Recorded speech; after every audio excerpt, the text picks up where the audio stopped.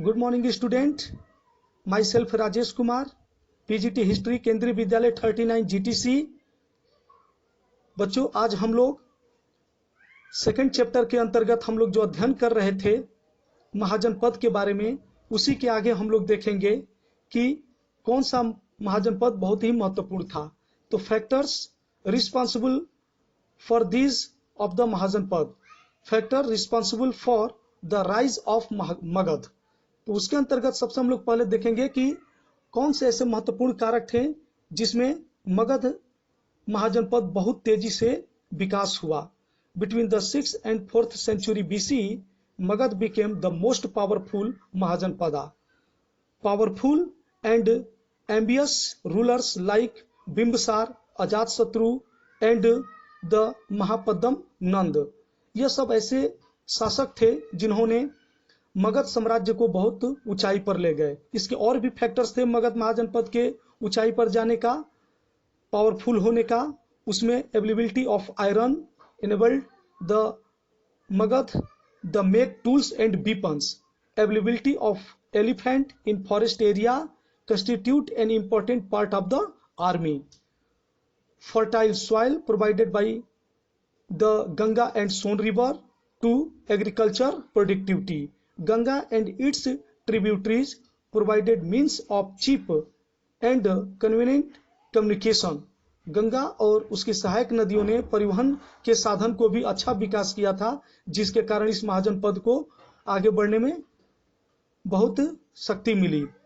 Location of the Pataliputra facilitate routes of the communicating along Ganga. Pataliputra जो उस समय राजधानी हुआ करती थी मगध महाजनपद की, वह बहुत ही अच्छे मार्ग पर थी क्योंकि गंगा के तट पर स्थित थी। Rajgir the old capital of Magadh was located amongst the hills. बच्चों, अब हम लोग देखेंगे उसके बाद शासन आते हैं द मौर्य एम्पायर, मौर्य साम्राज्य के बारे में। The rise of Magadha culminated in the emergence of Maurya empire. Chandragupta Maurya 321 BC was the founder of the empire who extended control of the Afghanistan and Baluchistan. हम लोग यह भी देखते हैं कि महाजनपदों के आगे धीरे धीरे मौर्य साम्राज्य की स्थापना होती है, जिसके संस्थापक चंद्रगुप्त मौर्य थे। 321 ईसा पूर्व में इन्होंने मौर्य साम्राज्य की स्थापना की, जो अफगानिस्तान बलूचिस्तान के क्षेत्र तक फैला हुआ था।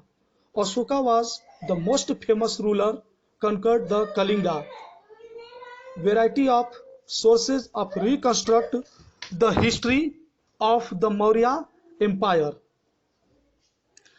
अशोक के पीरियड में हम लोग देखेंगे कि बहुत सारे ऐसे स्रोत हमें प्राप्त होते हैं जो मौर्य इतिहास के बारे में जानने का प्रमुख स्रोत मिलता है। अशोका धम्मा, अशोक के धम्म के बारे में जानकारी हम लोग लेंगे। बच्चों, अशोक का धम्म क्या था? अशोक के धम्म हमें जानकारी क्या देता है? अशोक के धम्म के बारे में हमें जानकारी मिलती कहां से है? Ashoka was the first ruler who inscribed his message to his people on stone, rock and pillars. Ashok ने अपने बहुत सारे अच्छाइयों को, अपने विचारों को पिलर्स पर और रॉक इत्यादि पर, चट्टानों पर खुदवा दिया था।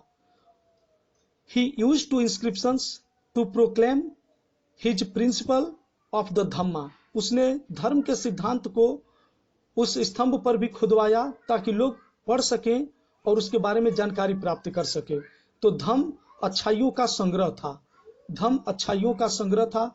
उस समय साम्राज्य में अशोक के काल में बहुत सारे धर्म थे, जैन धर्म, बौद्ध धर्म, आजीवक संप्रदाय के लोग, जिनमें विचारों में मतभेद थी, और उनको दूर करने के लिए अशोक ने उन सभी अच्छाइयों का संग्रह किया और एक नए विचार को रखा जिसे धम्म के नाम से जाना गया। बच्चों, धम्म कोई धर्म नहीं था, यह धम्म बौद्ध धर्म के अंतर्गत ही है, जिसमें अकबर की 16 कुल की नीति के तहत जो है अशोक ने भी धम्म विचारधारा को रखा था। तो इस तरीके से धम्म जो है एक सुधारवादी विचार था, जिसमें प्रत्येक समाज के लोग अपनी समस्याओं को रख सकें, अपनी समस्याओं को सरकार से आ सकें, जो मतभेद थे उनको भी दूर किया जा सका। इसके अंतर्गत कुछ विचार हैं जिनको मैं बताने आ रहा हूं। रेस्पेक्ट टू एल्डर्स, बड़ों का सम्मान करना। आगे, kindness to slave and servant, दासों तथा नौकरों के साथ दयालुता पूर्वक बिहेव करना। Religious tolerance towards other religion, और दूसरे धर्मों के प्रति सम्मान करना। तो इस तरीके से हम लोग देखते हैं कि अशोक ने अपनी धम्म नीति के अंतर्गत जो है अच्छाइयों के संग्रह किया और उनको समाज में पिलर्स, रॉक्स, इंस्क्रिप्शंस के माध्यम से समाज में रखा। उसने स्पष्ट कहा था कलिंग युद्ध के बाद कि युद्ध विजय की जगह पर अब अशोक धम्म विजय को अपनाएगा, जहां का कल्याण हो। इसके बाद बच्चों हम लोग देखेंगे कल के हम लोग पार्ट में इसको देखेंगे कि features of the Maurya administration and mention in the Ashoka inscriptions. मौर्यकालीन जो प्रशासनिक व्यवस्था थी, अशोक के जो स्तंभ थे, उनके माध्यम से भी हम लोग देखने का प्रयत्न करेंगे, जो कल के वीडियो में देखा जाएगा। आज का पाठ यही समाप्त होता है। कल हम लोग इसकी शुरुआत करेंगे। धन्यवाद।